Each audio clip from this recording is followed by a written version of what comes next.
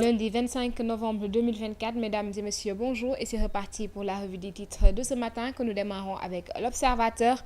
À sa une, Samuel Sarr au cœur d'un tourbillon judiciaire, le directeur général de la Sénélec, Papa Toby Gueye, en plainte contre Mahassi, Abdoulaye Dia de Sénéco et Tahirou Mbaye, représentant du cabinet Mazars. Les bailleurs du Bayot débarquent à Dakar aujourd'hui. Incertitude sur une rencontre avec les ministres de l'énergie et des finances. Assemblée nationale, 15e législature, le président peut fixer la date de l'installation des députés. Dès ce jeudi, Sonko annonce une accélération pour le vote de la loi de finances initiale avant le 31 décembre 2024. Toujours avec l'Observateur, Nyongo Fall, collectif des concessionnaires du nettoiement. Aujourd'hui, Dakar commence à pourrir de déchets et ça va continuer. Nous poursuivons avec les Échos. À sa une, 15e législature sénégalaise, métiers, genre et âge des députés de la nouvelle Assemblée nationale. 68 femmes, 97 hommes, la moyenne d'âge est de 47 ans. Les enseignants dominent avec 27% des sièges, suivis par les entrepreneurs qui représentent 22% de l'hémicycle. Anne-Marie Yacine Tine de Pastef, 26 ans, et la Benjamin Alakan, 87 ans, et le doyen d'âge. Nous poursuivons toujours avec les Échos. Nécrologie, Aminata Astel Sall Benjamin de la 11e législature, rappelée à Dieu samedi à Paris. Nous poursuivons avec Source A. À sa une, présumé détournement de 2 milliards de francs CFA. Plainte contre plainte après que les Sénégalais ont accordé une majorité absolue au duo Diomaye-Sonko. La forte résolution de Madiambal Diagne.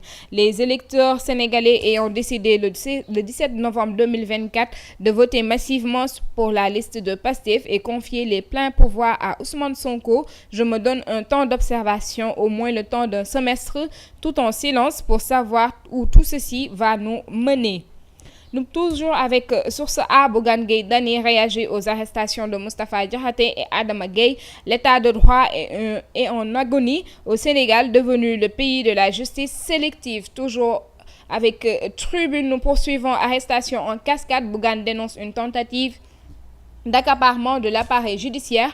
Ousmane Sonko, réel maître des poursuites. Moustapha Diakhaté n'a fait que dire librement son opinion.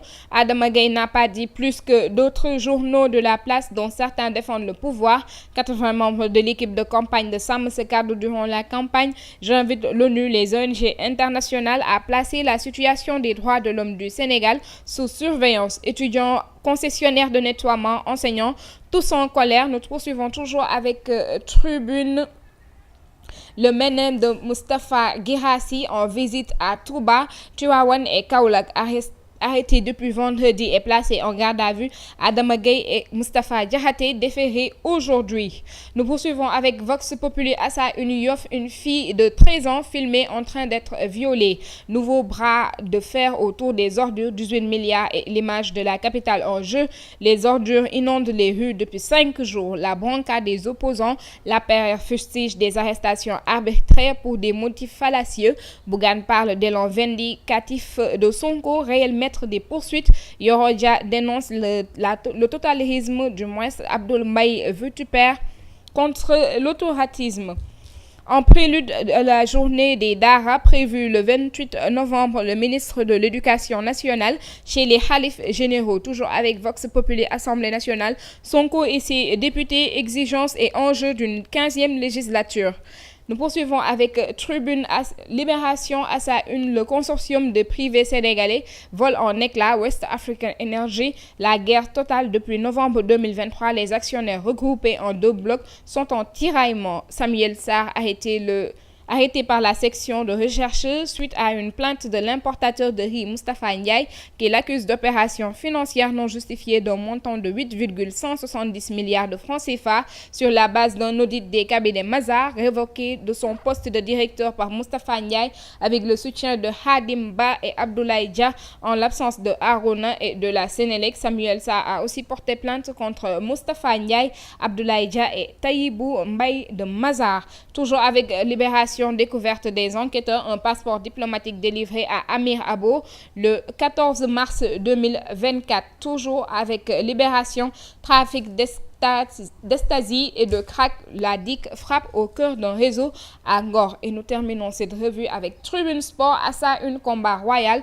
Site défensif perd et conteste le Rock Époque de 2 avertissements contre 3 pour son adversaire. Modlo Bourreau incontesté des jeunes loups. Le lutteur de l'ANSA annonce un recours.